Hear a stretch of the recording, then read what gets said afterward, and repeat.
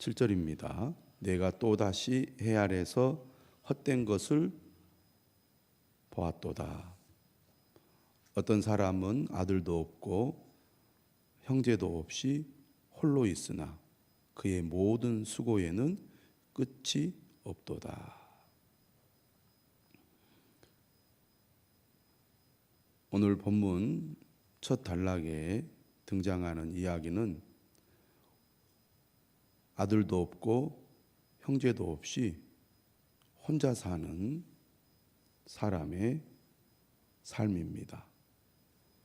그는 혼자 살면서 열심히 수고를 하고 노력을 하는 사람입니다. 그의 모든 수고에는 끝이 없다. 그러니까 쉬지 않고 계속해서 일을 했고 또 그 일의 결과가 나와도 거기에 만족하지 않고 계속 더 많은 일을 했다는 얘기입니다. 그 다음에 얘기하죠. 또 비록 그의 눈은 부요를 족하게 여기지 아니하면서, 그러니까 만족할 줄 몰랐다는 거죠. 일밖에 모르는 사람이었습니다. 오늘로 말하면 일 중독이라고 할 수가 있겠죠. 아들도 없고 형제도 없이 홀로 살면서 그의 유일한 낙은 일하는 낙이요,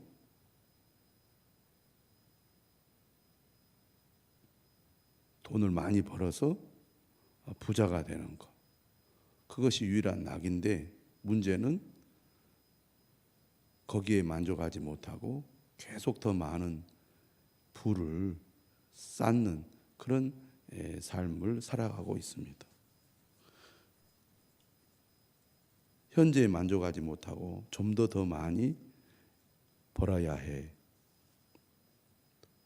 이렇게 그가 생각하면서도 또 어떤 생각을 하게 되냐면, 내가 누구를 위하여 이같이 수고하고 나를 위하여 행복을 누리지 못하게 하는가. 한편으로는 자신이 이렇게 계속 일만 하고 수고하는 것이 무엇 때문에 누구를 위해서 하는지 회의감을 갖게 되었다는 것입니다.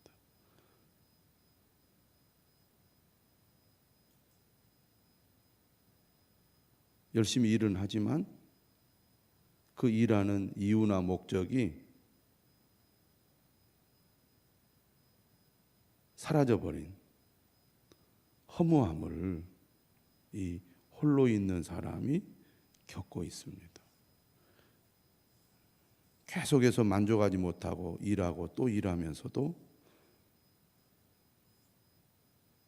마음 한구석에는 내가 무엇 때문에 누구를 위하여 이런 일을 하는지, 또 이 일을 통해서 자신이 행복을 누리지 못하고 있다는 사실을 깨닫는 이러한 사람을 보면서 오늘 전도자는 뭐라고 말하는 거냐면, 이것도 헛되어 불행한 노고로다. 불행한 노고다. 이렇게 얘기합니다. 원어에서는 이 불행하다는 단어가 악하다는 의미를 갖고 있다고 학자들은 말합니다. 열심히 일을 하는데 왜 그렇게 해야 되는지 길을 잃어버린 거죠. 또 일 자체 목적을 두다 보니까 그것을 통해서 진정한 행복을 얻지 못하고 있습니다.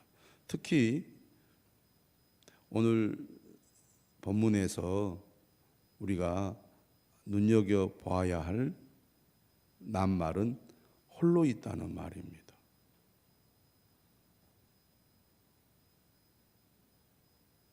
(7절과 8절에) 소개되는 이 남자는 가족이 없이 오직 자신밖에 없기 때문에 더더욱 외롭고 더 불행한 삶을 살고 있는 것으로 묘사를 하고 있습니다. 7절과 8절은 9절부터 12절 말씀과 이제 비교가 되죠. 대조가 되고 9절에 이제 두 사람이 나옵니다. 7절, 8절에 돈도 많이 벌고 열심히 일하면서도 행복하지 못한 사람의 가장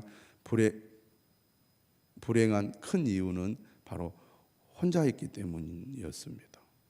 그런데 9절에 보니까 두 사람이 나오는데 두 사람이 한 사람보다 나음은 그들이 수고함으로 좋은 상을 얻을 것임이라.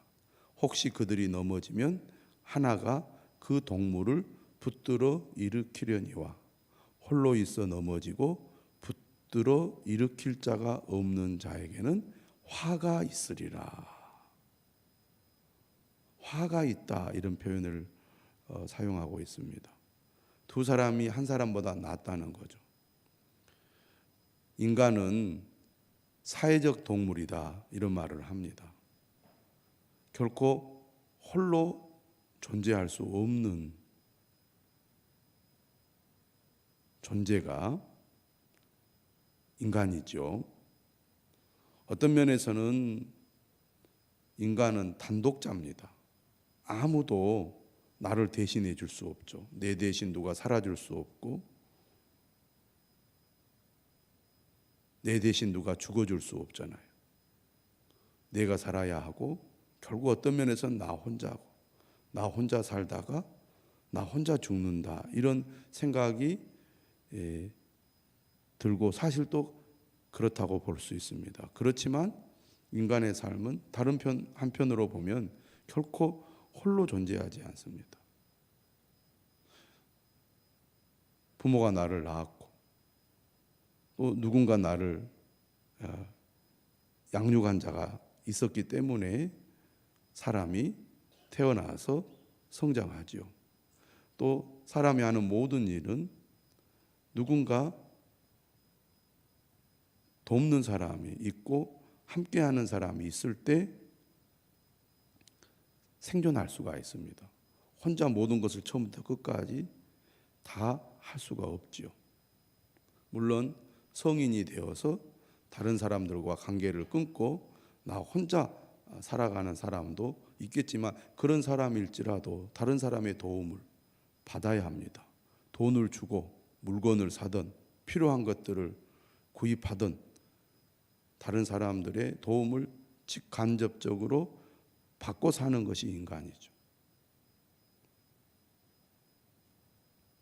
그런데 오늘 이 9절 이하의 말씀은 우리가 사회 속에 살아가지만 다른 사람과의 관계를 단절하고 홀로 살아가는 삶이 얼마나 불행한지, 반대로 우리가 세상을 살아가면서 함께하는 사람, 서로 돕는 사람이 있는 것이 얼마나 우리에게 위로가 되고 힘이 되는지에 대해서 말씀하고 있습니다. 그런 측면에서 두 사람이 한 사람보다 낫다는 것입니다.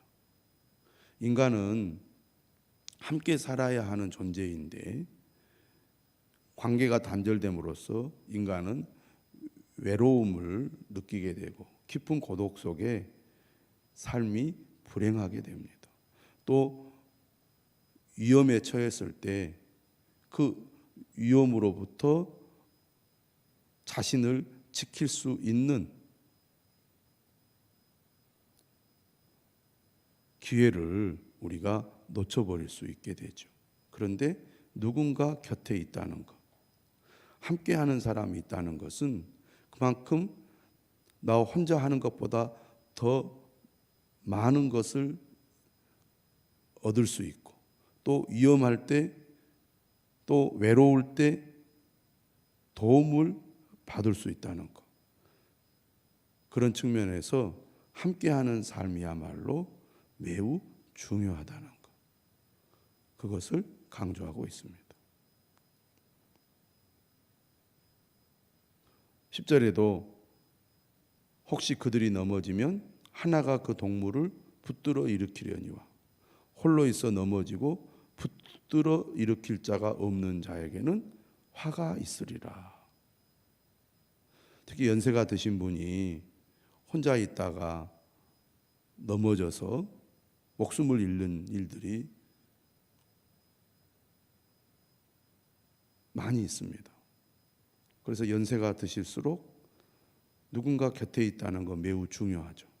혼자 있으면 화가 미쳐서 결국 생명을 잃게 되기 때문입니다. 11절에도 말하죠. 또 두 사람이 함께 누우면 따뜻하거니와 한 사람이면 어찌 따뜻하랴. 한 사람이면 패하겠거니와 두 사람이면 맞설 수 있나니 세 겹줄은 쉽게 끊어지지 아니하느니라.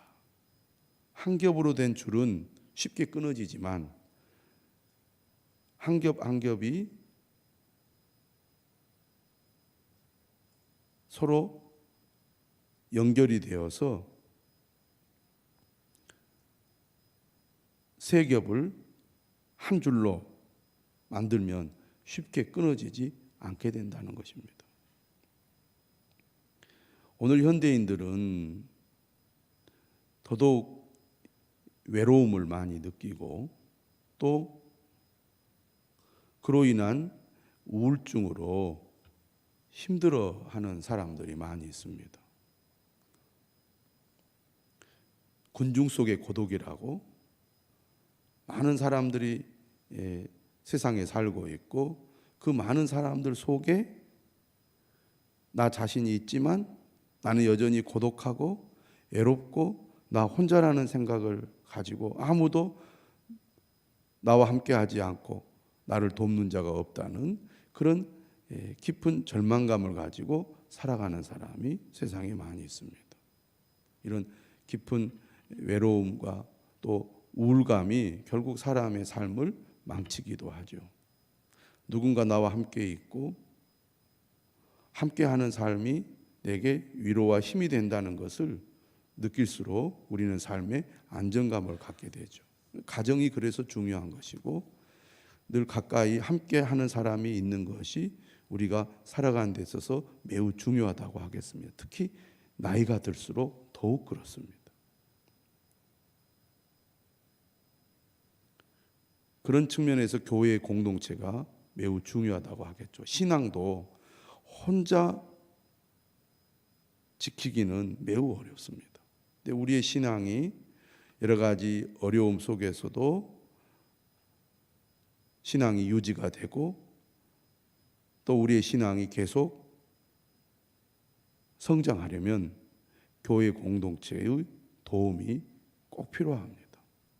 함께 예배하고 함께 기도하고 함께 말씀을 나누는 믿음의 동지가 있다면, 믿음의 동역자가 있다면 우리는 세상의 여러 가지 고난이나 유혹을 이겨내고 믿음의 승리자가 될 수가 있습니다.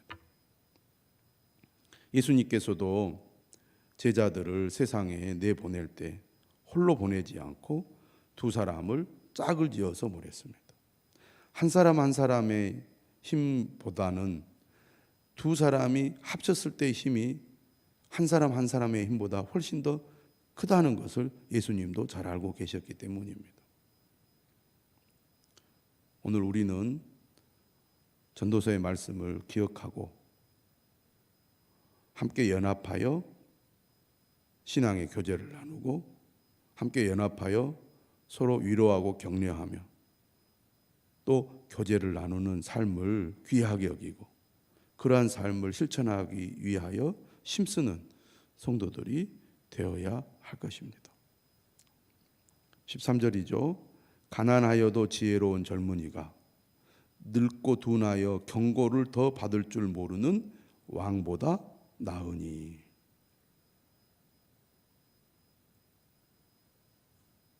그는 자기의 나라에서 가난하게 태어났을지라도 감옥에서 나와 왕이 되었음이니라.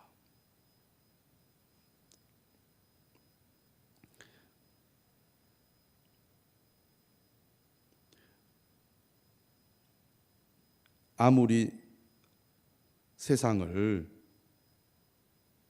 가진 왕이라 할지라도 지혜롭지 못한 왕은 불행하다는 것입니다.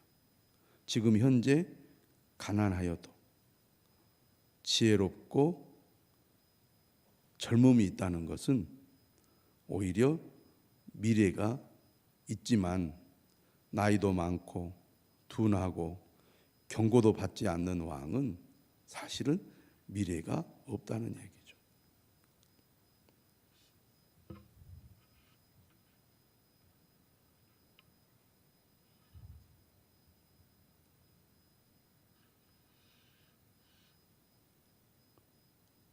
14절은 이렇게 말합니다. 그는 자기의 나라에서 가난하게 태어났을지라도 감옥에서 나와 왕이 되었음이니라.